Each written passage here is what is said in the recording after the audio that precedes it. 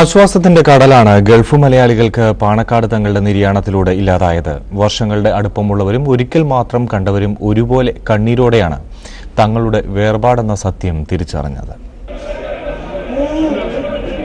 1000 കാതം അകലെയായിരുന്നിട്ടും ആ വിയോഗം അവർ തൊട്ടറിഞ്ഞു. അതായിരുന്നു ഗൾഫ് മലയാളിക്ക് പാണക്കാട് മുഹമ്മദ് അലി ശിഹാബ് തങ്ങൾ. ആ മഹാത്മാവിന്റെ ഭൗതിക ശരീരം പാണക്കാട് ജുമാ മസ്ജിദിലെ ഖബറിസ്ഥാനിൽ അന്ത്യവിശ്രമത്തിനായി എത്തുമ്പോൾ കണ്ണീരണിയാത്ത ഒരാളും മുസ്ലിം ലീഗ് അനുകൂല സംഘടനയായ KMCCയുടെ ദുബായിലെ ഈ ഓഫീസിൽ ഉണ്ടായിരുന്നില്ല. അന്തിമ ചടങ്ങുകളുടെ ദൃശ്യങ്ങൾ ടെലിവിഷനിലൂടെ കാണുമ്പോൾ അവർ വിതുമ്പിലടക്കാനാവാതെ കണ്ണുകൾ നിറഞ്ഞൊഴുകി. ആശ്വസിപ്പിക്കാൻ ശ്രമിച്ചവർക്കും കരച്ചിലിന് അണകെട്ടാനായില്ല.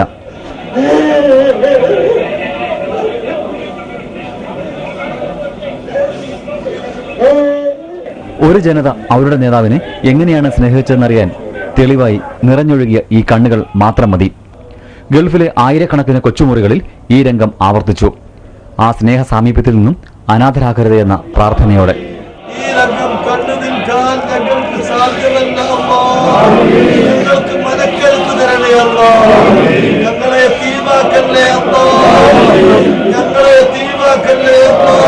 ഹരിതാഭമായ സ്നേഹം ലോഭമില്ലാതെ ചൊരിഞ്ഞ പുണ്യാത്മാവിന്റെ വേർപാടിൽ തേങ്ങലടക്കാനാകാത്ത പ്രവാസികൾക്കൊപ്പം ചന്ദ്രകാന്ത് വിശ്വനാഥ്, മനോരമ.